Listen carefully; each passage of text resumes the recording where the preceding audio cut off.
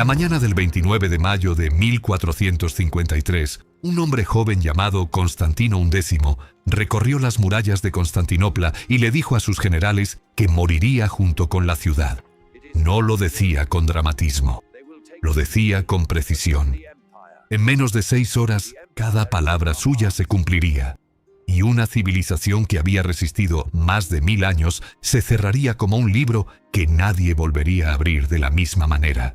El Imperio Romano de Oriente, al que los historiadores llamarían más tarde Imperio Bizantino, un nombre que jamás usaron quienes vivieron dentro de él, no era una reliquia en la mañana de su último día.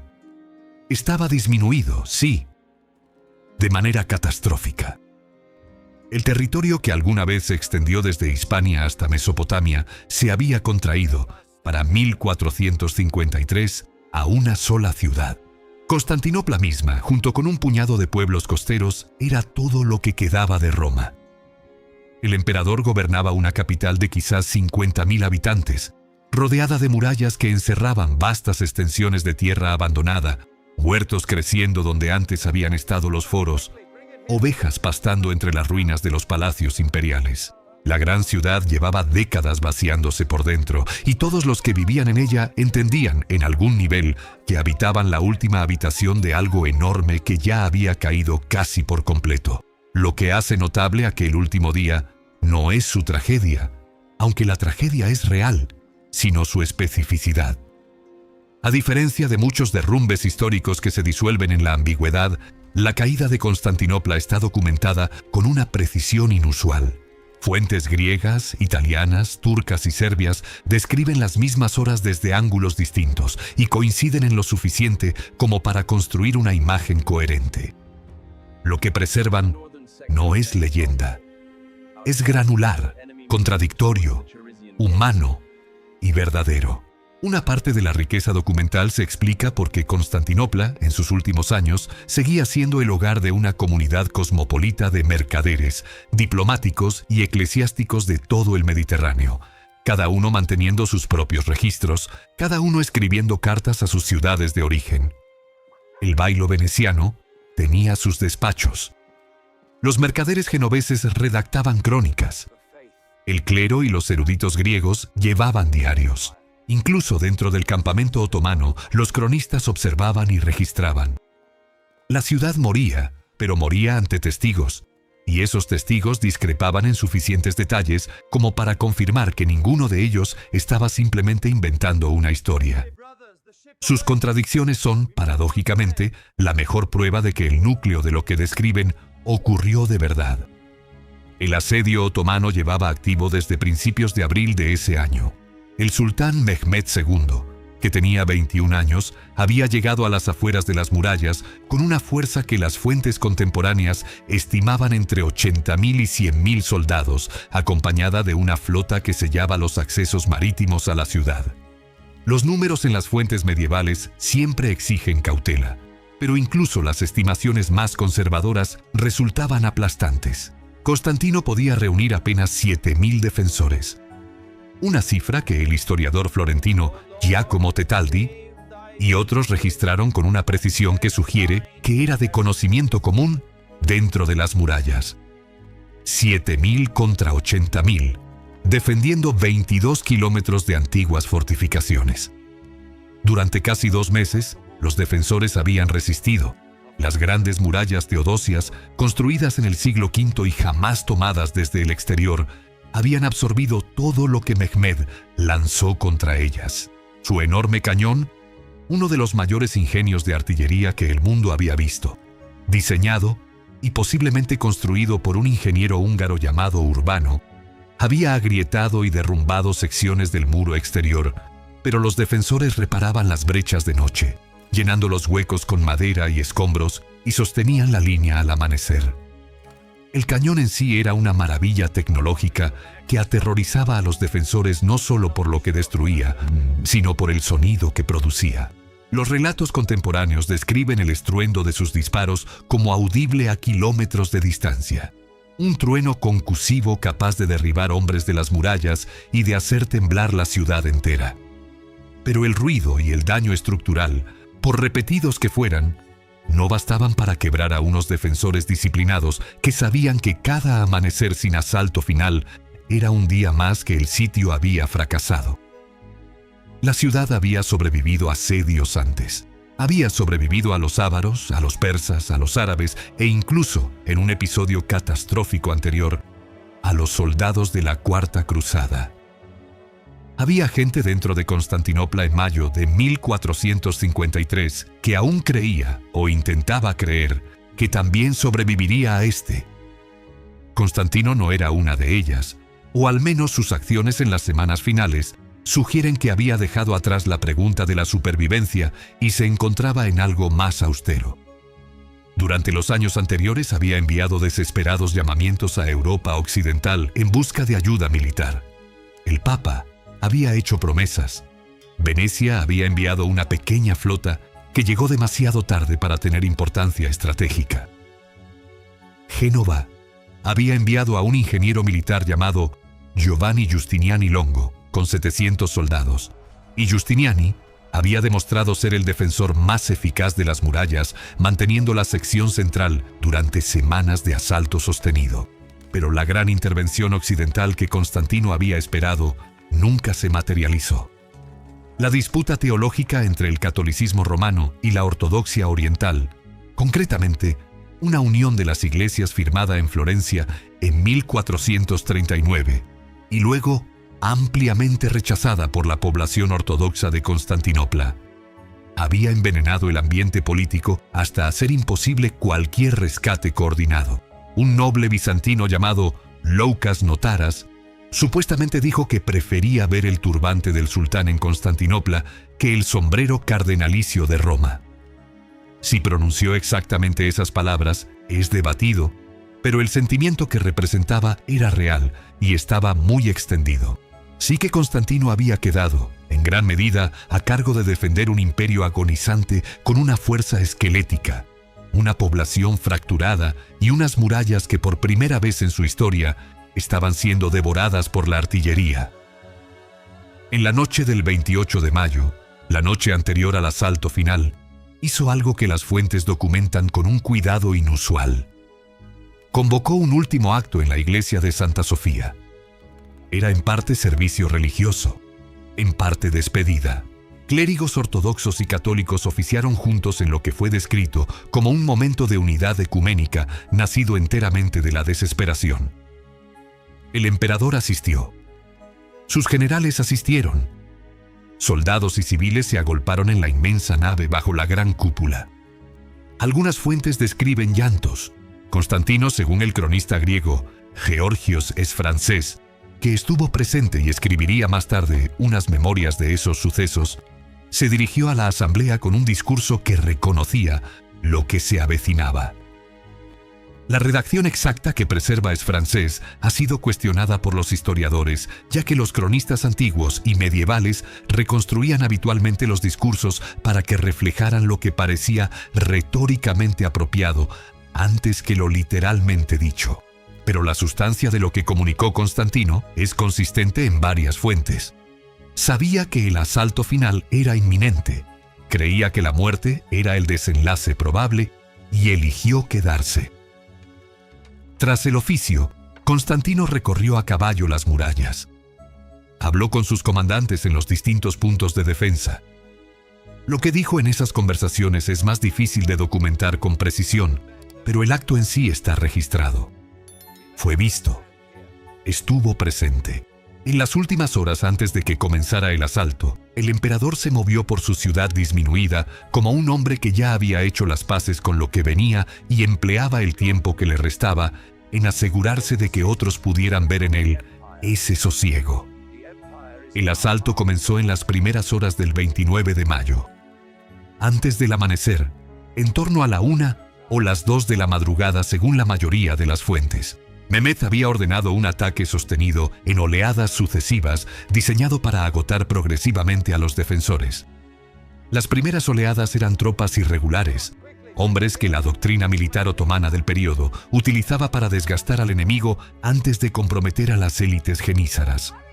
Los defensores sostuvieron las murallas frente a estos asaltos iniciales con un costo enorme para los atacantes. Las bajas entre las fuerzas otomanas en esas primeras horas fueron sustanciales y existen relatos, difíciles de verificar pero repetidos en varias fuentes, de Mehmed amenazando a sus propios oficiales para impedir la retirada. La oscuridad jugó en contra de ambos bandos. Los defensores sobre la muralla no podían ver claramente lo que se acercaba hasta tenerlo casi encima. Los oficiales otomanos tenían que gestionar grandes contingentes de tropas en un frente amplio en unas condiciones donde los correos y las órdenes a gritos eran la única tecnología de comunicación disponible. El ruido era extraordinario. Tambores y trompetas del lado otomano, destinados en parte a desorientar a los defensores y en parte a señalar los movimientos de tropas, mezclándose con los disparos de artillería y los gritos de los heridos. Varios relatos de supervivientes del bando bizantino describen la saturación sensorial de esas horas. La oscuridad, el ruido, la luz de los incendios, el peso de saber que lo que avanzaba no era un tanteo, sino una ofensiva final. Entonces, en algún momento de esas horas oscuras, algo ocurrió en las murallas que lo cambió todo. Una pequeña puerta, la Quercoporta, una poterna cerca del extremo norte de las murallas terrestres, fue hallada abierta, o quedó abierta, o había sido dejada abierta accidentalmente tras una salida. Las fuentes no se ponen de acuerdo en los detalles, y esa discrepancia tiene importancia histórica. Sugiere que ningún cronista tuvo una visión clara de lo que ocurrió. Lo que sí se acuerda es que soldados otomanos entraron por esa pequeña abertura y aparecieron dentro de las murallas. Cuando los defensores en el circuito exterior vieron banderas otomanas alzarse a sus espaldas, el efecto psicológico fue catastrófico. La sensación de que las murallas habían sido penetradas, de que el enemigo ya estaba dentro, se propagó más rápido que cualquier desarrollo táctico real. En casi ese mismo instante, Giustiniani, el comandante genovés que había mantenido la sección central de la muralla con una eficacia extraordinaria durante todo el asedio, resultó herido. La naturaleza de la herida se describe de manera distinta según las fuentes. Algunas dicen que fue grave, una herida de proyectil que penetró su armadura. Otras sugieren que podría haber sido menos crítica, pero fue tratada como mortal. Lo que ocurrió a continuación está documentado y ha sido debatido desde entonces. Giustiniani pidió permiso a Constantino para retirarse de la muralla. Constantino, según al menos una fuente, se lo negó o le instó a quedarse.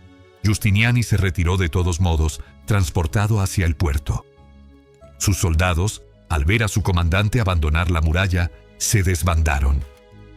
La sección central de la muralla teodosiana, la que había resistido casi 2 meses contra todo lo que el ejército de Mehmed podía oponer, cedió. Los genízaros entraron en tromba. Lo que hizo Constantino en esos minutos finales es la parte más documentada y a la vez más opaca de toda la historia. Es francés, su cercano colaborador, no estaba en la muralla en el momento de la brecha final. Había sido enviado a otro lugar. De modo que el relato de los últimos momentos de Constantino proviene de fuentes menos directas. En lo que las fuentes coinciden es en que Constantino fue visto por última vez con vida en las murallas, combatiendo tras la brecha.